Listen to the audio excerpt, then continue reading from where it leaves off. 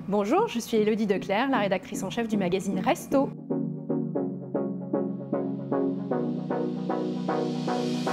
Alors Resto, c'est le premier et le seul magazine à explorer l'univers de la gastronomie de manière aussi large et transversale. On annonce les ouvertures récentes et on les teste. On part à la rencontre des chefs et on entre dans leur intimité, mais on rencontre aussi des producteurs, des maraîchers, des agriculteurs, des ostréiculteurs, des vignerons, des sommeliers. On part vraiment à la rencontre de tous les acteurs qui font aujourd'hui le domaine de la gastronomie, sans oublier les décorateurs et designers qui font des lieux tellement uniques et inspirants.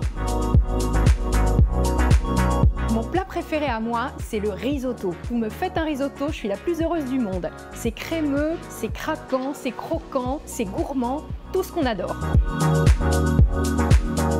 Alors Top Chef fête cette année ses 15 ans et il n'était pas envisageable pour un magazine comme Resto de ne pas faire une rétrospective et de partir à la rencontre des 14 vainqueurs des années précédentes, de savoir ce qu'ils étaient devenus, quitte à aller les chercher un petit peu loin. Et puis évidemment, pour ce numéro tout à fait spécial, on a fait une couverture avec les 14 Top Chef, une couverture qui se déplie et qu'on a voulu évidemment dans l'ADN habituel du magazine, c'est-à-dire entièrement en noir et blanc, pour avoir beaucoup plus d'impact en kiosque. On a remué ciel et terre pour retrouver chacun des 14 gagnants des saisons précédentes. Ça n'a pas été simple, certains sont très médiatiques et à Paris, donc ils ont joué le jeu.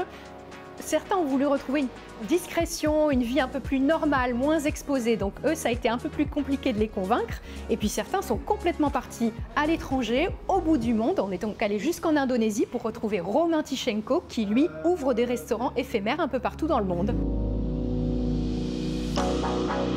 Celui qui a certainement le plus marqué les téléspectateurs, c'est forcément Jean Imbert. Il est très médiatique, aujourd'hui très connu.